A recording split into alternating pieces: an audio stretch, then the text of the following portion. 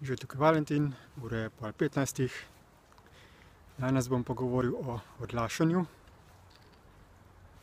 in kako nas sabotira z raznimi izgovori glede tega, da bi se dejansko pričeli spreminjati.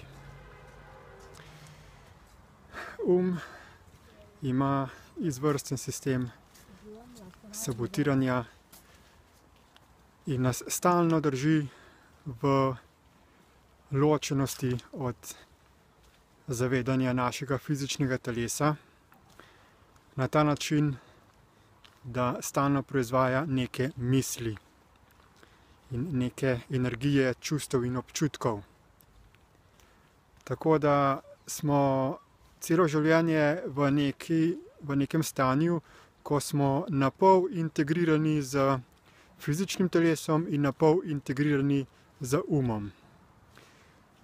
Nismo pa v nobenem primeru popolnoma integrirani z jedrom, niti fizičnega telesa, niti uma, temveč smo razpeti med ta dva obstoja.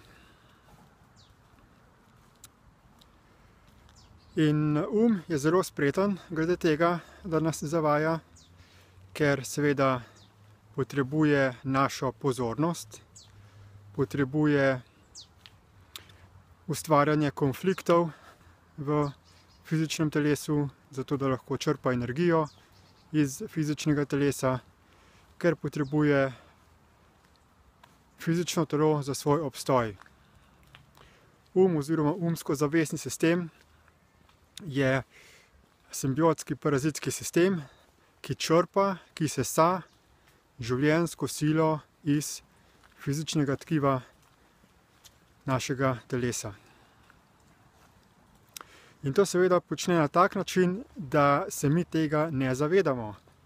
Zato, ker ustvarja nek filter, neko izolacijo od našega fizičnega telesa, zato da ne zaznavamo resničnih bolečin našega fizičnega telesa, ko srka fizično silo iz njega.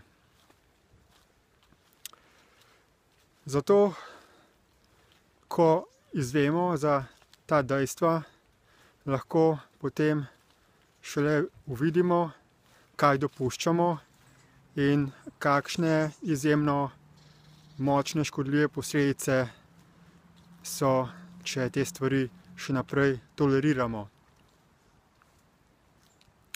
Kajti šele v trenutku smrti potem doživimo popolno integracijo fizičnega telesa in dojamemo to realnost, dokler se pa ne integriramo v toku življenja, pa se tega ne zavedamo.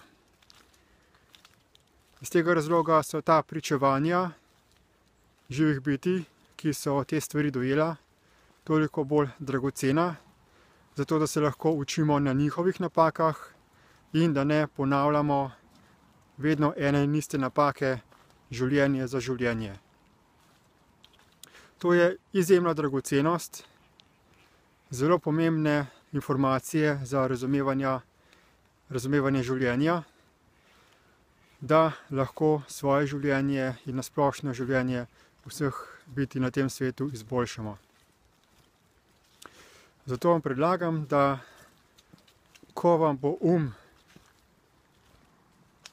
dal neke misli, za katerimi vas bo prepričeval, da je še dovolj časa, da je življenje samo eno, da ga je potrebno znoreti, se izživeti, da ni potrebno spreminjati svojih miselnih in vedenjskih vzorcev in podobna prepričevanja, da se zavedate, da je to samo slepilo uma, diverzija, zato da ne bi dojeli, kaj se dejansko dogaja v vašem življenju in v vašem telesu. Je zelo spreten glede tega in nas stalno zasipa z mislimi. Stalno bi rad, da razmišljamo, nas prepričuje, kako je razmišljanje fino, da brez razmišljanja ne moremo živeti.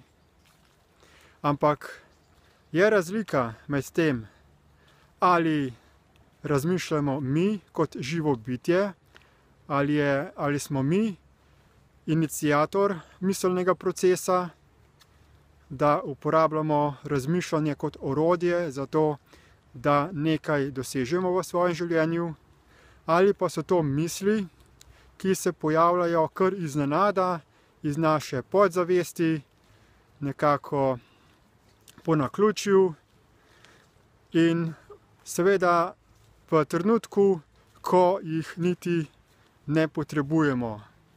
Ko ne potrebujemo nekih misli, ampak pridejo kar same od sebe. Pomembno je torej, da prenehamo dopuščati, da z mislimi, čustvi in občutki vodi naše življenje, da nas usmerja, ker takrat smo mi neke vrste čustveni, umski roboti ali zombiji, ko celo življenje živimo v nekem nezavednem suženjstvu, kjer upravlja za nami, in da se osvobodimo te manipulacije, da se osvobodimo uma, ter da mi pričnemo voditi svoje življenje tako, kot mi hočemo. In seveda, da ga ne vodimo samo za naše lastne potrebe, za svojo lastno korist, temveč da upoštevamo tudi dejstvo, da si ta svet delimo z številnimi drugimi živimi bitji, da je potrebno naravne vire na tem svetu enakomerno, pravično razdeliti, da se na ta način izkorenini pomanjkanje, lakota in tako naprej. Torej, da postanemo bolj odgovorna oseba, ki deluje po principu tistega, kar je najboljše za vse. To je seveda proces, ki traja precej časa, da se osvobodimo uma in da bo ta proces veliko bolj prijetnejši in hitrejši. Imamo na voljo spletne strani, forume, vire informacij v obliki pisane besede, videoposnetkov, audioposnetkov. Zato vas vabim, da izkoristite to izjemno zakladnico podpornih virov in podporne skupine Destiny, da bomo čim prej naredili ta svet boljši in lepši za vse. Hvala in nasvidenje.